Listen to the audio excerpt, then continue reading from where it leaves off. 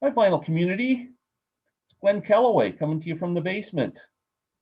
I have a special guest today, Mr. Randall Nelson. Hi, Randy. Hello, Glenn. It's great to be here and talk about one of my favorite artists. Yeah, we're going to discuss Van Morrison today, which is, I think, your favorite artist, isn't it? Yeah, I guess I shouldn't say one of it is my favorite artist. Yeah, I love Van too. He's great. He's this far below Bob Dylan, but he's still right up there. I've been a fan ever since Brown Eyed Girl, and even with them before that. So what we thought about doing, because we've been talking about doing this for a couple of months, and then we noticed a couple of VC members have stolen our thunder because we were procrastinating. And there's been a couple of Van Morrison ranking videos, I think, come up in the last little while, which were great. They did a great job. But so we decided to do it a little differently rather than ranking the albums. We picked five each, kind of personal favorites, I guess, and ones that we want to talk about, and then we picked five more that we both kind of share that we're going to discuss together. I think they're probably more of the iconic ones, most of them, with a couple of surprises, I think. So without further ado, we're going to get started with Van, and I'll let uh, I'll let Randy start off with one of his picks. All right, I'll have to put my glasses on, and I did write a few notes just in case I get in a catatonic state because I forget what I'm going to say. I live in a catatonic state. I know what you mean. But the first one I'm going to talk about is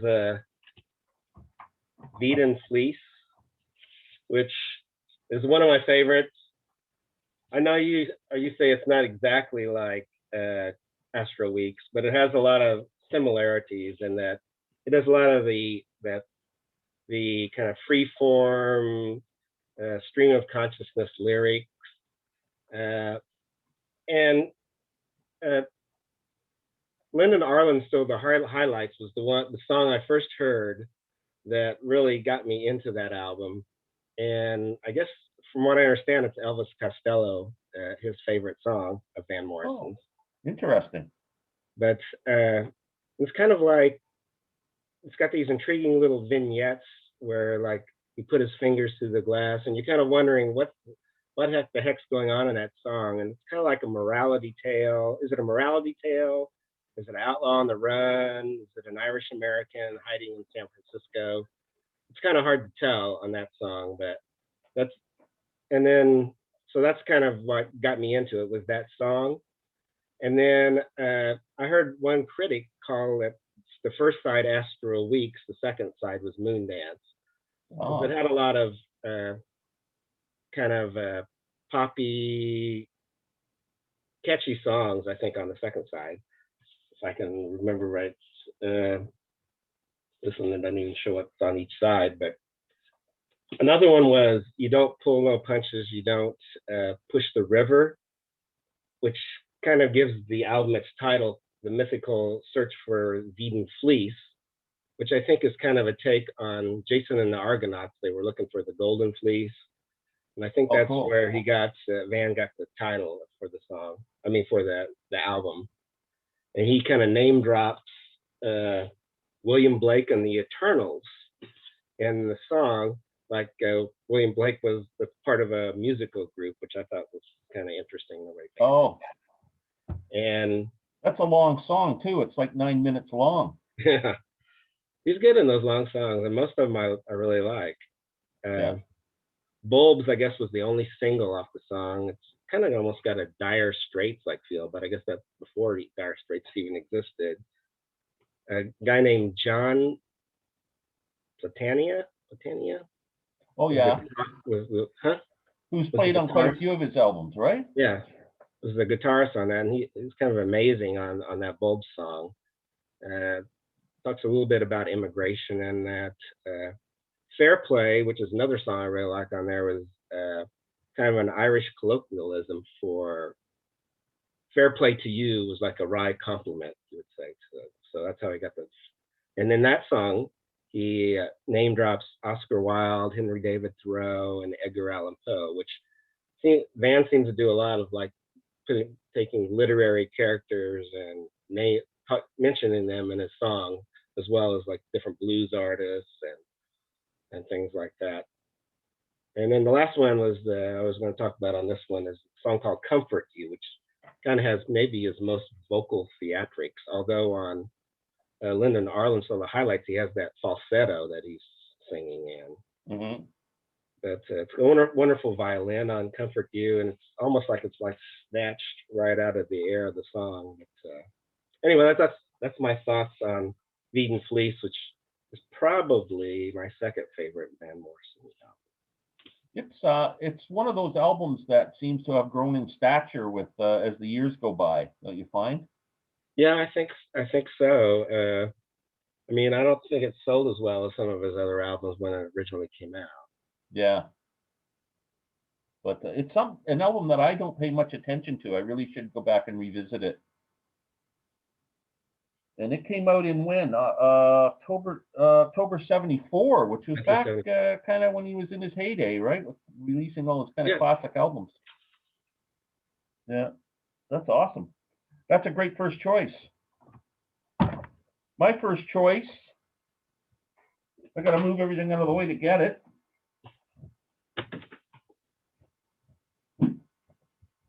is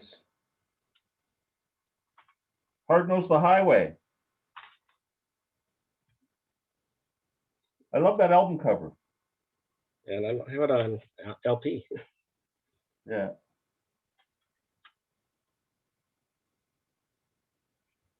And it's a gatefold with lyrics, which is very cool.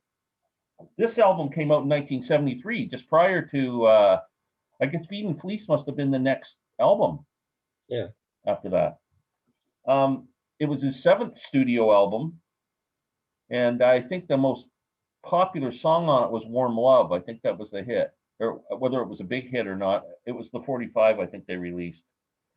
And it also contained the first song for all his albums up to this point, where he did a cover song, which is Being Green, the song that was kind of famous by Kermit the Frog on Sesame Street. Now, Van does a little different jazzy version of it, but he actually makes it a pretty good song. I never really thought much about it on Sesame Street. But first song, Snow in San Selmo, is a great song. Dan was living in California at the time, and that's kind of his just looking out and seeing the snow. Warm Love is a nice song. Hard Knows the Highway, the title song, is great. One of my favorite Van Morrison songs.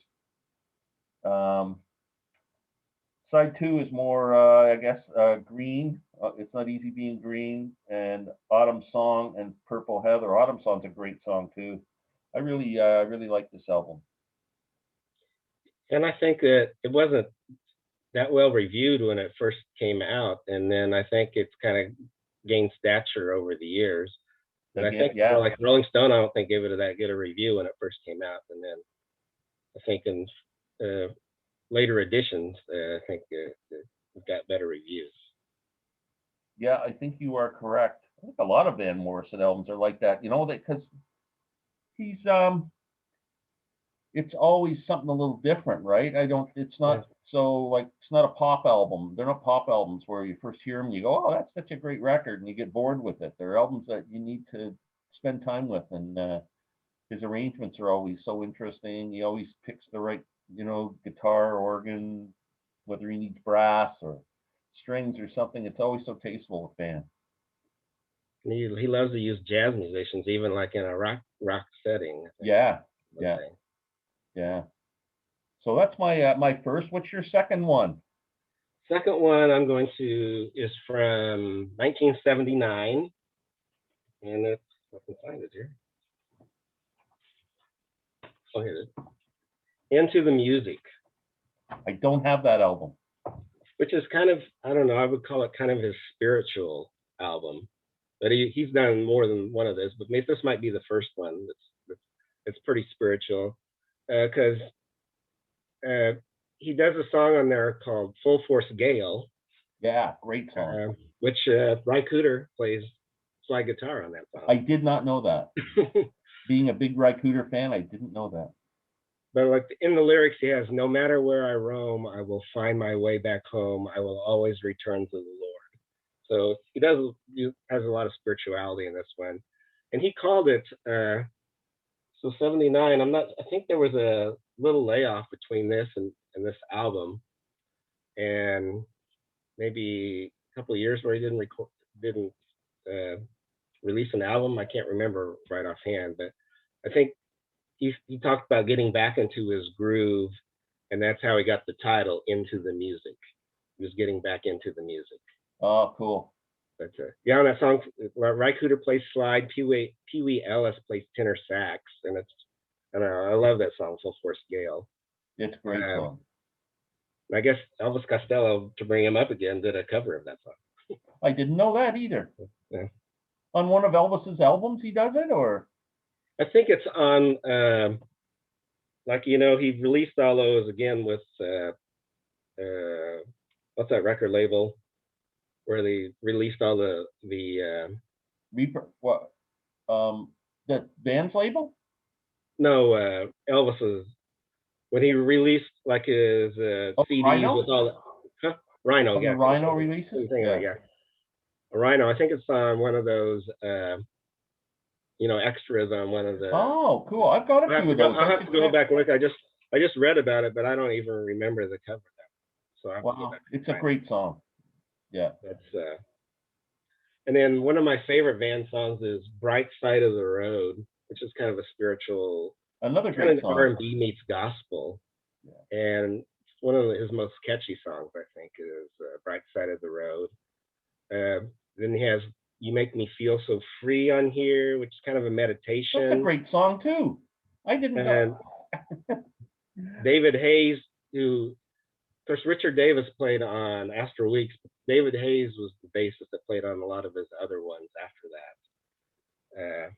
And Pee Wee Ellis, which plays sax on a lot of his albums too, who was great. But I think the crowning moment on this is another one of those long, which song he does in concert a lot, I guess, too, is he takes the Tommy Edwards hit, "It's All in the Game," and he runs into "You Know What They're Writing About," which talks about all the, the authors, that classic literature authors, and kind of fills it and leads you to this kind of spiritual journey of what he believes is the high calling of the written word by these classic authors of literature. But I think he's done that song in concert where he goes, "It's all in the game until you know what they're writing about." But yeah, wonderful album. Into the Music, one of my favorites. That's great. I know most of those songs, but I think there was quite a few songs off that album on the Best of Van Morrison. I think that's where I have them. I know "Full Force Gale's" on there, and I forget the other. "A Bright Side of the Road" is on there, which both two great songs. And what was the last one you mentioned? Not "It's All in the Game," but the one before that you mentioned. "You Make Me Feel So Free." Yeah, another great song. That I got to get that album. Angelou, I really like that song. I didn't mention that one, but wow. But yeah, it's a wonderful album, and I never did get the greatest hits since I had all the albums. Wow, that's awesome. Yeah, I'm now I need that one. My next pick is "Back on Top." I only have the CD. I don't know if this was ever released. A lot of band stuff is non-vinyl. They were released at a time when people weren't really making records. Yeah, I don't know either. Yeah, this is a solid album from start to finish. I mean, "Going Down Geneva" is a great, like, rock tune. It's just a great song. And then "Philosopher's Stone," great kind of ballad, I guess. They kind of used that as a title for when he released all that. All these kind of outtakes and the outtakes and stuff. Yeah. Yeah, which that "Philosopher's Stone" is a great album to have. It's got a lot of great stuff on there. Yeah. And then "Back on Top," the title song's a great song too. This is almost kind of like some of these songs are really rocking, and then again, and then mixes with the ballads, like When the Leaves Come Falling Down is a beautiful ballad. Um, then he does two songs that if you don't tap your feet to these songs, you don't have a pulse. New Biography and Precious Time. Precious Time is one of my favorite Van Morrison songs of all time. What a great song that is. Yeah, it's great. Precious Time is slipping away. Yeah, this is solid from start to finish, this album. I love it. I was listening to it yesterday. And I like how he ends it with that golden autumn day too. Yeah, exactly. Yeah, but just anybody's looking for to add band to their catalog, I highly recommend that one. You're up, buddy. All right, next one I'm picking is, I kind of like those, I guess, like I said, of course, Astral Weeks, and then you have Eden Fleece, and I think another one that's kind of similar in nature is his No Guru, No Method, No Teacher, where he kind of, it's kind of in that mystical realm that he enjoys so much. And I guess it's taken from, if I can get the guy's name right, Jiddu Krishnamurti, where he wrote a book and he said, the truth is a pathless land, that there is no spiritual leader. So I guess that's where he got this. Oh, okay. No guru, no method, no teacher, which I guess Van must be a voracious reader, because he's always putting little, things from poems or from different authors in his songs. And of course, my favorite on here is In the Garden, which is just fantastic. one of his most beautiful songs. Yes. But I think they're going to talk about it later, but I think in that live album, he runs, You Send Me, he runs that song into Sam Cooke's You Send Me. It's awesome. I am going to talk about that. It's one of the highlights of that album. But it's real meditative, that song, kind of a search for tranquility. And in this song, and I didn't write them down, but he kind of references other songs of his in that song in the garden. Yeah. Come with me, the Alleghenies, and it's a beautiful song, absolutely gorgeous. And then there's Tir na Nog, which I guess in Irish mythology is the land of the young. And he kind of talks about power of nature, which I kind of talks about that in the garden as well. Mm-hmm. What do you call it? It's not druid. It's the love of nature, and like nature is almost religion. Yeah. I don't know. He kind of skirts that issue, but spirituality and naturalism, I guess you would call it. Yeah. Worship of nature. It's in Tir na Nog, it's the strings and the cello are just wonderful. And then there's One Irish Rover, which I think is just one of the best catchy songs on this one. And I guess Bob Dylan covered that song. I think you can find it. Dan and Bob do isn't there a video of them doing that together? Yeah, I think so. Yeah. But it's kind of hymn-like and really good love song with One Irish Rover, wonderful melody. Foreign Windows kind of got that mystic stream of consciousness lyrics, very meditative song. And at the end of it, it's almost like you're in a story, because at the end of Foreign Window, he goes, another place, another world, which on Astral Weeks, at the end of, was it Astral Weeks? Where he goes, another place, another time, or is that Cypress Avenue, another place? No, that's another place, another time is Cypress. But he uses in this song too, another place, another world. But he does kind of like to reuse things here and there. That's I think it's always wonderful. And anyway, this is one of my favorite of his later albums. Well, in the 80s, I guess, probably my favorite 80s album. Great album. Great album. Which I didn't say, I think it came out in 1986. Wow. Okay, so let's go straight into that. Segue is perfect for this, A Night in San Francisco. This is one of the best live albums ever by anybody, as far as I'm concerned. Van's got a few live albums out, but this one, to me, is number one. His performance on this is just fantastic. It's a concert in San Francisco, recorded in 1993, released early 94, I think.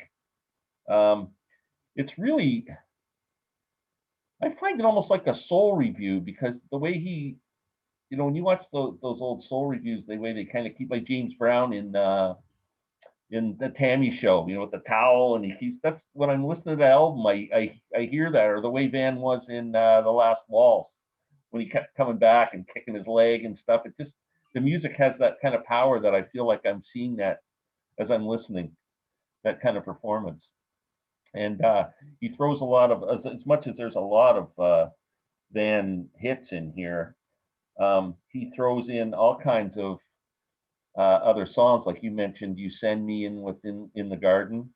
In the Garden's kind of the last song before he comes out for his encore, and it just builds and builds and builds, and they throw in You Send Me, and I think maybe there might be another song too, and then Georgie Fame, who's kind of the band leader on that show, is just going, Van Morrison, Van Morrison, as he's leaving the stage, and the band keeps playing and playing. It's just, it has so much energy, this album.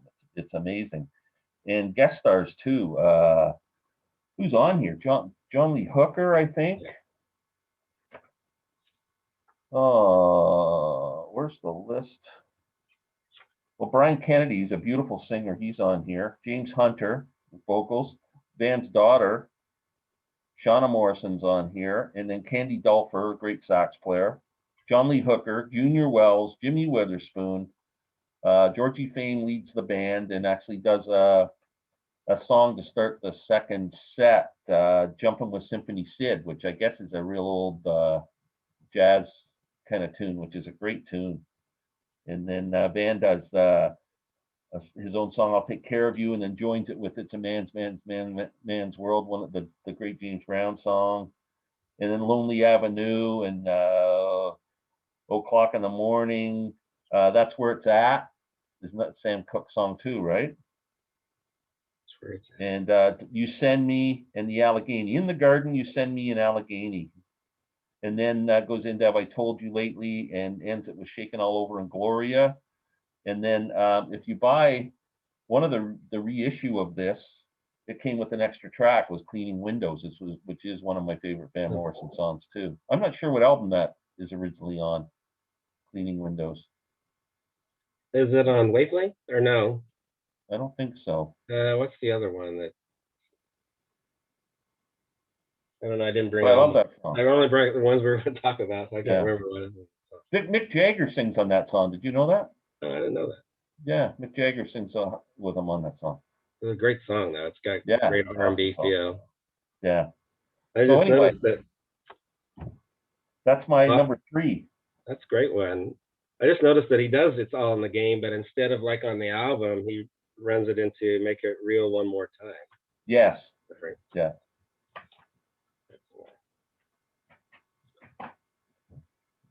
So my next one is going to be one I only have on CD, and that's Pay the Devil. That's another one I don't have at all. And this is his country record, I guess you would call it, because he does a bunch of country covers. He does 3 songs of his own, but I don't think those are 3 of his best songs. And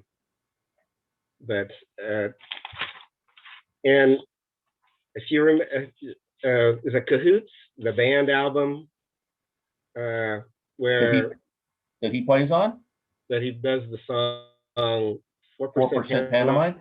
Yeah. But at the end of the song, Rick Danko calls him the Belfast Cowboy. Yeah. And he finally becomes the Belfast Cowboy in this one.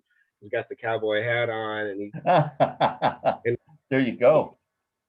He does one of the best versions of the song made famous by Webb Pierce, There Stands the Glass, which Ted Hawkins later did it as more of an R&B song.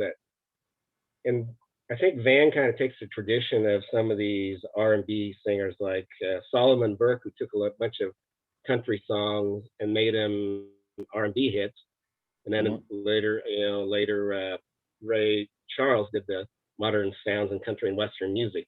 Yes. And of course, Van's a big Ray Charles fan, and I think some of his best covers were Ray Charles songs. Actually, I Believe to My Soul off the that one live album, I think, Yeah. unbelievable.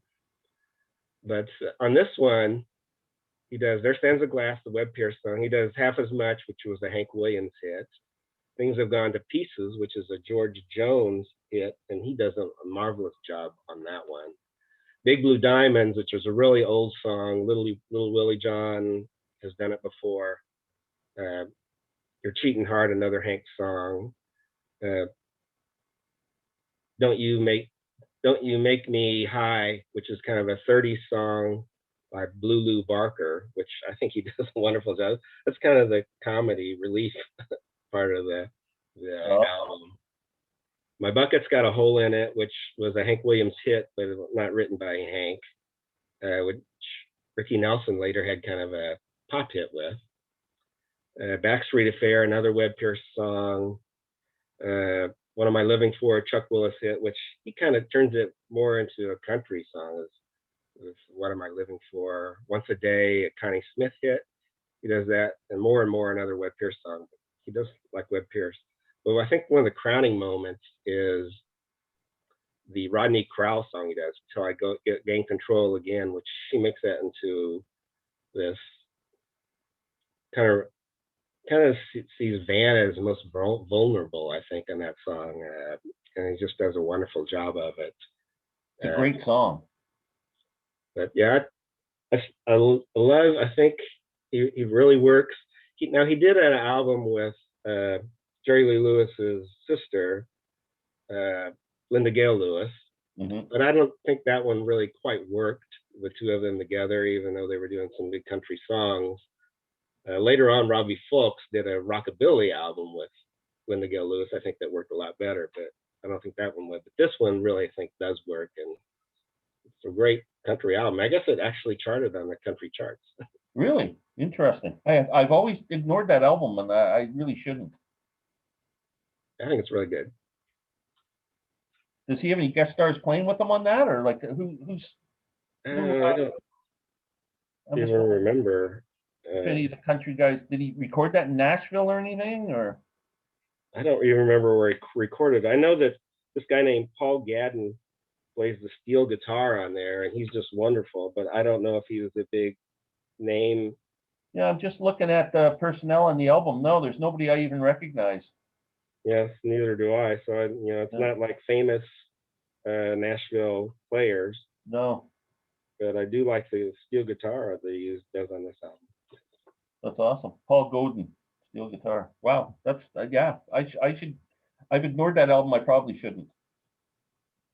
So my number 4 is another album from the 90s, 1994. This was released after that live album came out that we just discussed.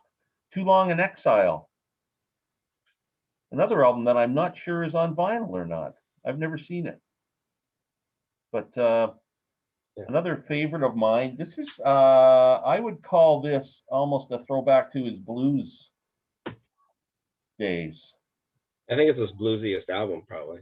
Yeah, I would say. And John Lee Hooker actually guests on it, and Georgie Fame's on it for a few songs. But he does some classic blues stuff like "Good Morning Little Schoolgirl" and "Lonely Avenue." Uh, yeah, then there's songs again like "Till We Get the Healing Done," which is kind of spiritual. He does "Glory" on this. He does another version of that. "Wasted Years" is another blues song. Um, I think the version of "Close Enough for Jazz" on here is instrumental, if I can remember correctly. Yeah. Yeah, it is. Yeah, which he have ended up putting words to and has sang it on a few occasions. But yeah, "Too Long in Exile." That's my number 4. He does a song in here called "Ball and Chain," which is one of Yeah, my favorites. And he I mentions just want to be your ball and chain. "Memory Pain" on there, which was an old song by Percy Mayfield. And Oh, I that's think that song Memory Pain is done by Johnny Winter too, I think, on Johnny's second album, second Winter album, Memory Pain. I'm pretty sure he does a cover of it. yeah, Percy Mayfield is kind of an underappreciated artist, I think. Oh, big time. But yeah, I like this album a lot too. I guess it's last one for me, and I picked Three Chords and the Truth, which is his most recent album. Even though he's the May 5th, he's got one coming out pretty soon here, May 5th or something, sometime in May. Yeah, triple album. There's a new one. But Yeah. the title, Three Chords and the Truth, comes from Harlan Howard, which was a country writer. He said that was the makeup of a good country song was three chords and the truth. Yeah. And I guess there's also Sarah Evans has an album the same name, Three Chords and the Truth. But and this, I think this is one of my favorites of his later albums. It's real moon dancey, I guess you would call it. Real catchy, a lot of catchy songs on here. Yeah. And it's a long album too. It's like got 14 songs on it, and most of them I really like Dark Side of the Soul, kind of like desire for deeper understanding, a lot of meditative like lyrics in there. The title comes, I guess, from a Spanish poet. That's the dark side of the soul. That's the unknowability of God. That's and then one of my favorite songs actually is one that he wrote with Don Black, who wrote the lyrics. Is if we wait for mountains, you have to enjoy the things in everyday life, because if you wait for mountains, you're going to miss a lot. It kind of reminds me of the John Lennon quote, life is what happens while you're busy making other plans. Yeah, same type of feeling. But I love that song. Fame Weight Your Soul. He does a duet with Bill Medley. That's, I think. I was just going to mention that.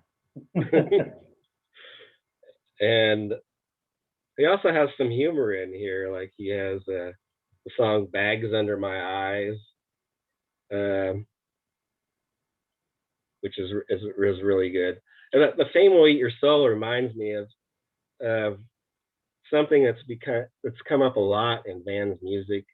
How about he's done a song called I'm Just a Songwriter, and he kind of talks about that a lot, like it's a 9-to-5 job and he's just a normal Joe, and he doesn't like all the stuff about fame and people analyzing what he's done, and yeah, he's more of a not comfortable with I'm just a songwriter. It's like I'm a working Joe.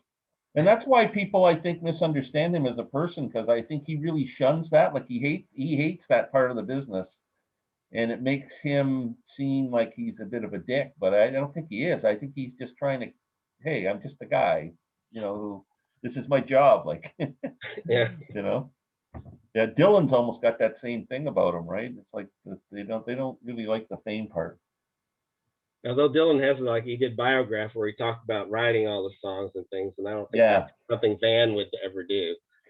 Yeah, I hope one day Van's going to kind of go, I got to get this catalog straightened out, because he's pushed back pretty hard with reissues and stuff, which I think a lot of fans are clamoring for. Yeah. So, yeah.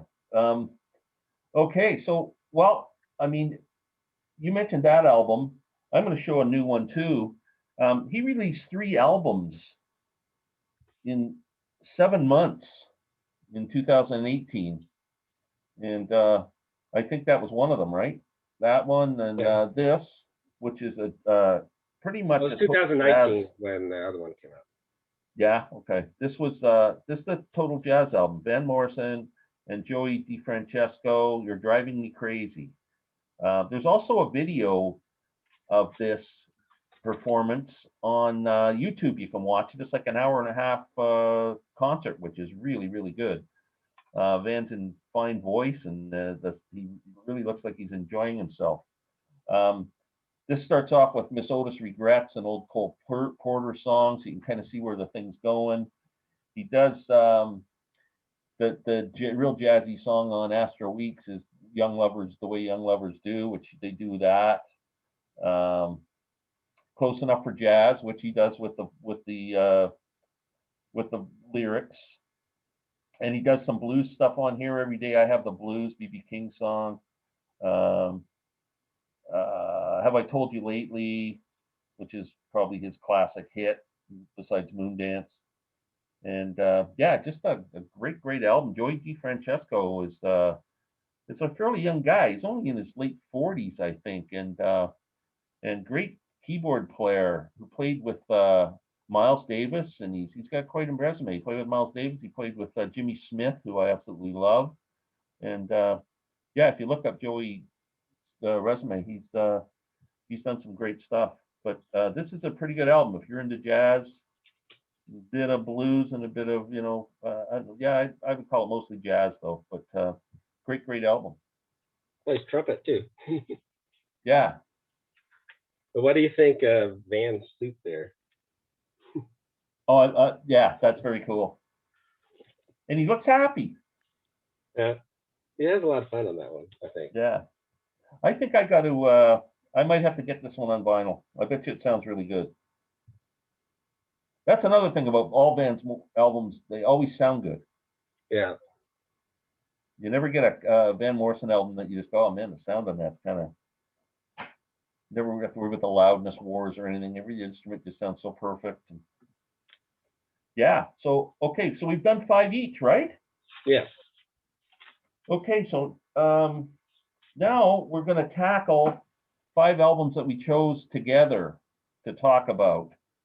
So I'll just name them one at a time, and then we can both just chime in. How's that? All right. So the first one, my favorite, Astro Weeks. This is in my top 5 albums of all time by anybody.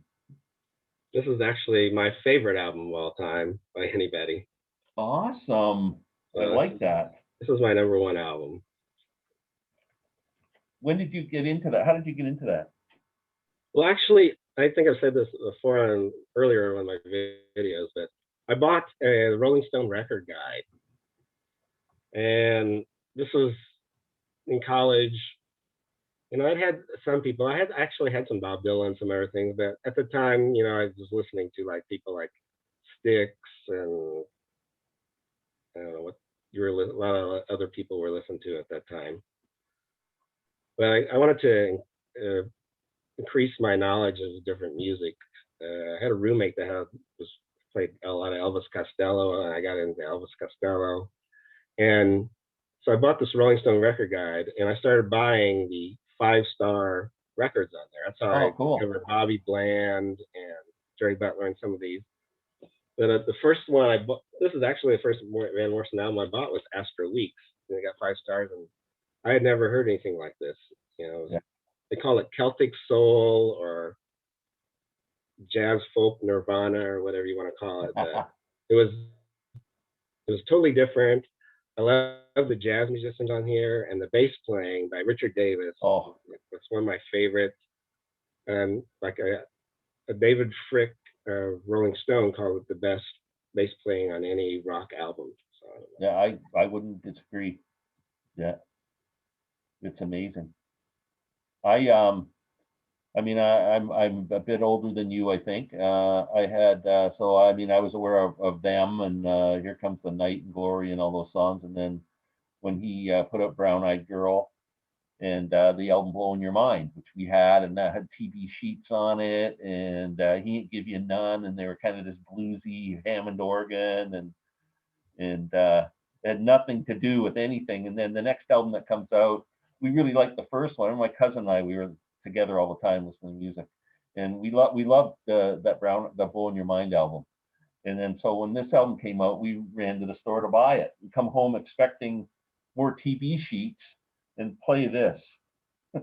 Talk about mind blowing at 15 or 16 years of age. Oh my God. Like, just so different from anything out there at all. There was nothing ever like this. Well, it's not my complete introduction to Van because I knew the hits. I knew like Domino and Brown Eyed Mhm. Girl, you know, and some of those songs, Moon Dance. Yeah, But this was actually the first album I had of his, which was totally different. yeah. And my I think, favorite Van Morrison song is on this, Madam George. I think we share that. Isn't that one of your yeah, favorites that's my too? favorite Van Morrison song as well. Me too. Oh, incredible. But in, Incredible. in researching it, I found out that a lot of people thought it was about a drag queen, but Yeah, Van has said that it's a combination of like 6 or 7 characters that he had hmm in mind, yeah, and and he that song has a lot of that stream of consciousness lyrics where you go, yes, what exactly is going on? yeah, But I guess he said it's kind of a song about rebirth, is what he has said. yeah. Now I saw this tour at Massey Hall, Oh Van man, that's Morrison's Astro Weeks tour in 1968 or early 69, whenever it hit Toronto. Incredible. Van wasn't very lively. He kind of just stood there strumming a guitar or singing and just most of the time had his back to the audience, just listening to the musicians and doing his thing. So it wasn't like the greatest visual performance, but musically it was freaking incredible. It was so good, and see it in a beautiful hall like Massey Hall, where it's known for its acoustics. Is just I'll never forget that show. It was awesome. That's the only time I ever I've saw never Van seen live. him. I Pardon mean, I've me? never. Huh? That's the only time I've ever seen Van live was at that show. I don't know if he's ever come to Kansas City or not. So. Yeah, you think he would? You think he would? Yeah. So yeah, that's Astro Weeks. We both love Astro Weeks. Yeah. How about the next album? Well, I guess his most successful, probably I'm thinking, is Moondance. Yeah, I think that's if people who are deep into Van Morrison, they would probably pick this as their favorite Yeah, album. this is the album released after Astro Weeks, and yeah, I mean more. How would you say? It's kind of jazzy pop. It's more of a pop. It's more of a pop album, I think. It's a little more catchy. I mean, not as long songs. Yeah. But how's maybe my second favorite Van Morrison song is Into the Mystic. It does have that Oh, kind of mystical quality about it. beautiful song. Yeah. That's something funny. I was watching. I don't know if you watch any Wes Anderson movies, but I No. was watching The Royal Tannenbaums, and they ended the movie with the song "Everyone." It was so Okay. great. It worked so great in that movie as they're all leaving this graveside. But Oh, that's cool. That's a cool visual. Yeah. I mean, that Stone Me, great song to start off with. And then Moondance, which was funny. It was a big pop hit, and it's so jazzy. It's just such a great song. It would probably be my last pick off of this album if somebody said to me, which one should we release as a single? I don't know if I ever would have picked Moondance. you probably thought, well, it's kind of too jazzy and different for people. Yeah, yeah, for top 40 radio, but it was a big hit. Yeah, Crazy Love's a great song. Caravan is a great song. His performance in the last waltz of Oh, that song is just freaking one that's of the one of great the best live. live performances ever. I think is Oh, him doing that song in that last waltz. yeah, Into the Mystic, like you said, is just a beautiful, beautiful song. Side two's a bit. I think the songs are a bit shorter and tighter, and yeah, it's just. And Glad Tidings is a great ending. Yeah, just a great album. Yeah, This is kind of like an album like that you expect to see in everyone's collection. yeah. You know. I would think probably Okay, definitely. what was next? How about this one? Maybe my second favorite Van Morrison album. I think Mazzy picked it as his favorite Van Morrison album. I wouldn't blame him. It's a great album. Fantastic. St. Dominic's Preview. Two classic long songs. Both sides end with the first side with "Listen to the Lion," and the second song almost "Independent Day." They're almost I don't know if they're the same type of song, but they're both long and slow and very beautiful songs. Very acoustic album this is, I think, except for Jackie Wilson said. That's a great song, though. It's Oh, so catchy.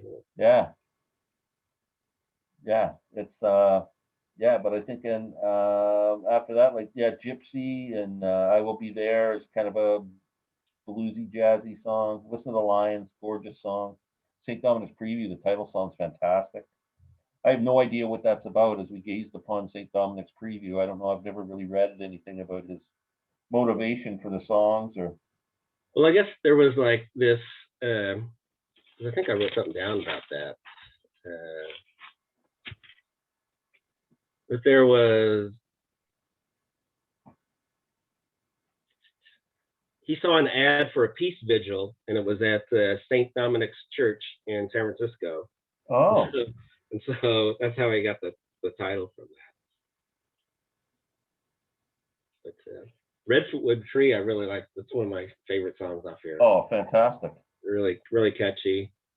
It's funny because, like I said, he reuses different lyrics and things, and well, references his own songs sometimes. But in that album Magic Time, you know, I was listening to The Lion on here, which is a great long song. He's got a song called The Lion This Time. Oh, is it like Time. Is it like part two? I don't know. But it's sometimes he just uses part of something else for his lyrics. So that Yeah. He does an album I don't have out with me to show, which I really love. Is the live album he did, Astro Weeks live at the Hollywood Bowl. I think it's a beautiful live album, and he does at the after he's finished doing the Astro Weeks album its entirety, he does listen to the Lion. Listen to the Lions on that, which is just a gorgeous version too. It's just a great album. Yeah. Oh yeah. Fantastic. I can see why Mazzy would pick that number one. I can't argue with him. Made have his best cover too. I kind of like that. Yeah, great cover. Yeah. Yeah. That album came out probably 70. I didn't write that down. It came out in 1972. 72. Okay. Was that right after Moondance? Is that the one right after, I think? Where was Tupelo Honey? Was that after Moondance? One followed the other, and I can't remember which one. Yeah. They're kind of a whole group of great classic albums. Van was in the zone. Yeah. For sure. Okay, number 4. A Sense of Wonder. Another great record. This is 1985. You notice a pattern here, folks. Dan started putting out albums like in 66, 67. We've shown albums from every decade, and every album's great. Like the man seems to get better with age. He's just like a fine wine, this guy. I think he's one artist that I can't. There's a lot of my favorite artists. I can think of an album I don't think so great, but I can't pick one band that I think, oh, that's not a very good album. No, they're always, yeah. I mean, some are better than others, but they're always solid. They're always good. Yeah. This is a great album all the way through too. It's kind of a bit spiritual in spots, and the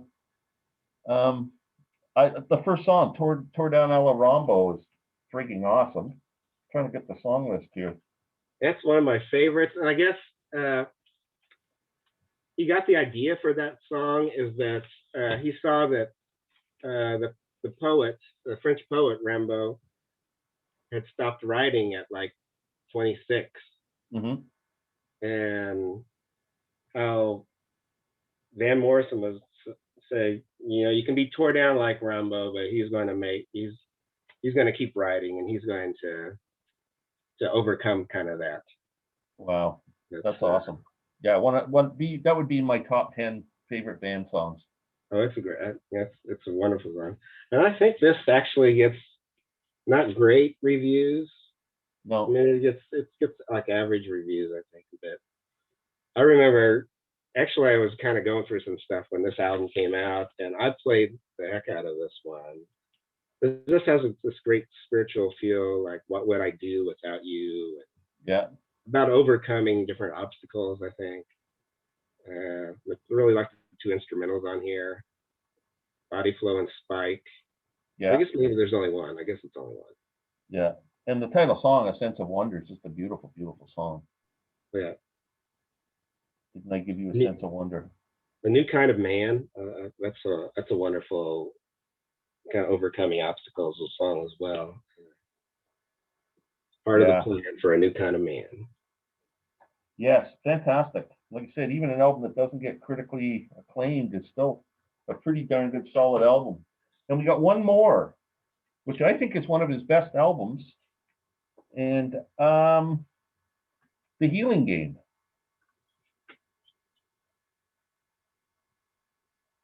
Great, great record. I'm trying to think of when this was released. 1997. 97.